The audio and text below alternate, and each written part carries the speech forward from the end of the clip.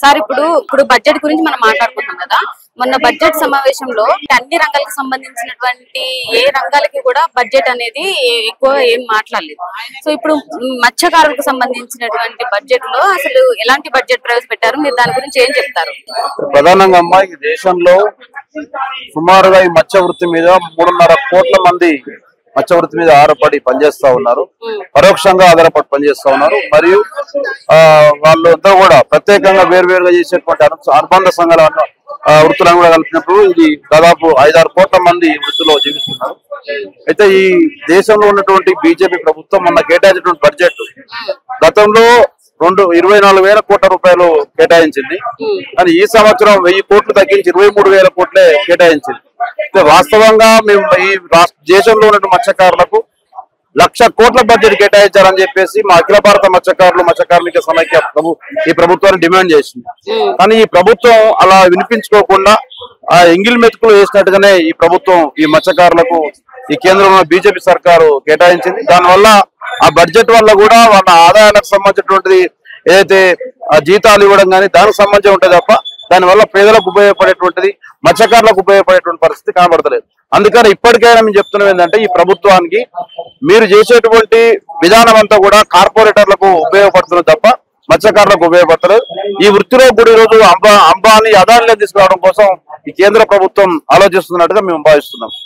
ఇప్పుడు కేంద్ర బడ్జెట్ లో ప్రవేశపెట్టినటువంటి బడ్జెట్ అది లాభం అంటారా, నష్టం అంటారా? నష్టదాయక ఉంది. లాభం అసలు ఎక్కడ లాభం అనేటువంటి పదం వాడడం కూడా కరెక్ట్ కాదు. ఇది మత్స్యకారులకు ఉపయోగపడినటువంటి బడ్జెట్. ఆ 23,000 కోట్లు కేటాయించింది కూడా కార్పొరేటర్లకు ఇవ్వడం కోసం కేటాయించినటువంటి బడ్జెట్ ఉంటది.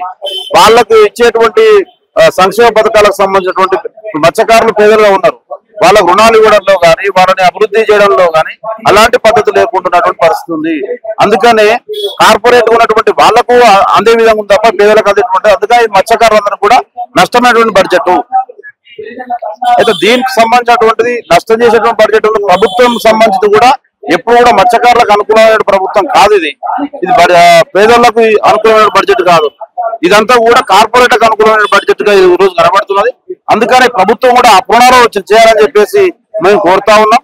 భవిష్యత్తులో ఇప్పుడు ఈ రాష్ట్రంలో ఉన్న దేశంలో ఉన్నటువంటి అనేక ప్రజా సంఘాలను కూడా ఐక్యం చేస్తున్నారు.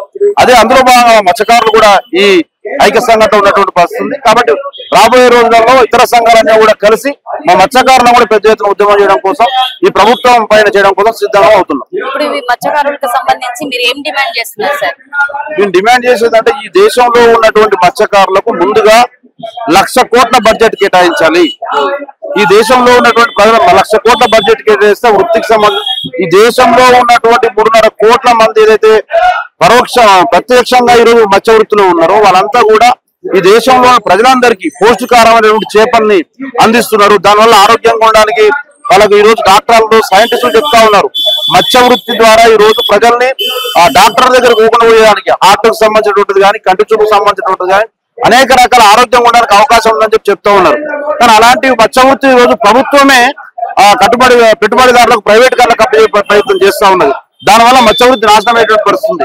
అందుకనే మేమేమంటామంటే 1,00,000 కోట్ల రూపాయల బడ్జెట్ కేటాయిస్తే మత్స్యకారులు అభివృద్ధి కావడానికి ముందుంటుంది. కాబట్టి ఆ విధంగా ప్రభుత్వం చేయాలని చెప్పేసి మేము కోరుతా ఉన్నాం. Okay sir, thank you sir.